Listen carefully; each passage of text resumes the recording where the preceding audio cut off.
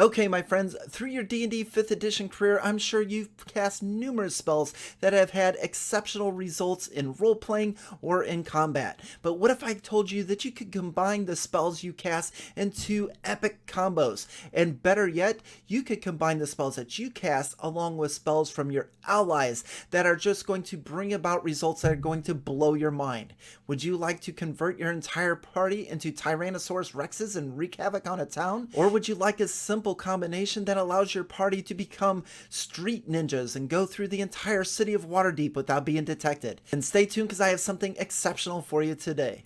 Hello there, adventurers, and welcome to Wally DM. Today we're going to take a look at a PDF that's entitled Bigby's Handbook of Creative Spell Use. We're going to combine spells to create combos and epic spell techniques. Now, this is not a paid advertisement, but I was provided a free copy of this PDF to review. And for those of you that are interested in obtaining this PDF, it is available now on the DMs Guild, and you are going to find a link in the description below that will not only get you to the PDF, but will also give you a discount just because you watched this video.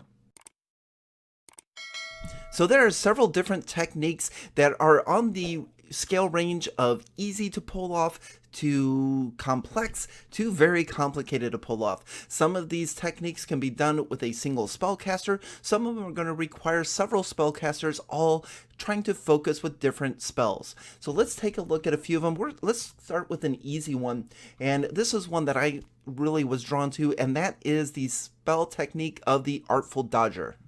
Now, each spell in this handbook are broken down with prerequisites as far as what you're going to need to pull this technique off, the description as far as what's going to be accomplished by doing this technique, the instructions or how to, the utility, which means how would I use this or why would I use this, and then some cautions and limitations that you may need to work out with your DM or try to figure out how to overcome some of the things that would not allow you to do this or not allow you to do this to the fullest extent.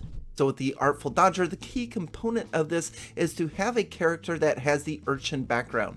Now, the reason that you want to do that is the urchin background has a feature called City Streets, and City Streets reads as follows: you know the secret patterns and flows to cities and can find passages through the urban sprawl that others would miss. When you are not in combat, you and companions you lead can travel between two locations in the city twice as fast as your speed would normally allow. So the Artful Dodger would be a great technique to use if we're trying to evade town guards, if we're being chased by some NPCs, or if we're trying to get from the scene of the crime to our hideout. Then we can cover some ground fast. And not only that, but we should be able to do so without being detected or without being followed.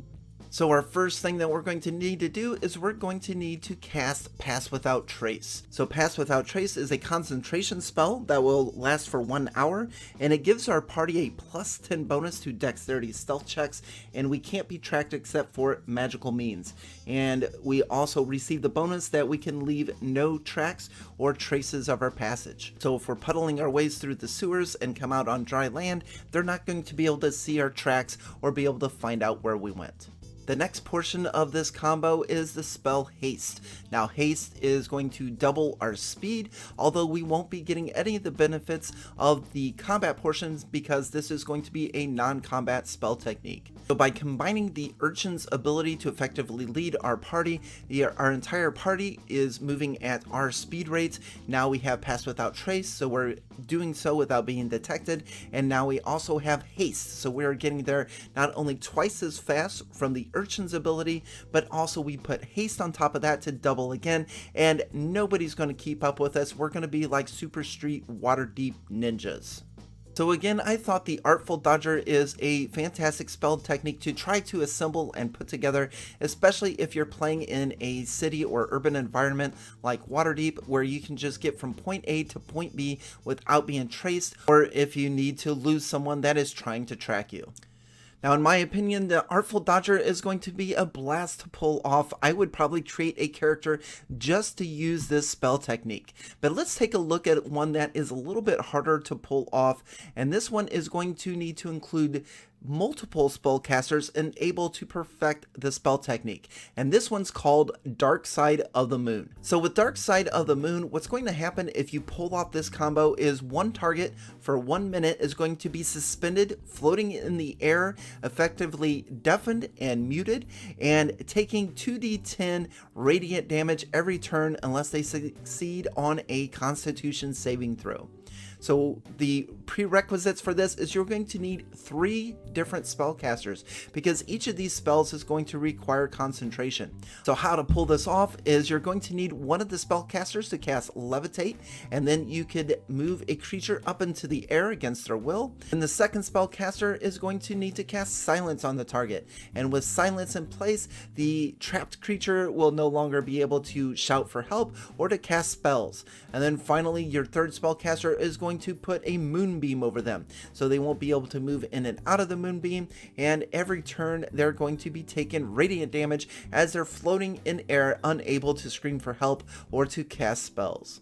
Now, from a Dungeon Master's perspective, if my players are able to pull off the Dark Side of the Moon spell technique, then I'm definitely going to believe that a reward or at least inspiration is going to be in order for being able to pull all these pieces together and successfully complete the combo.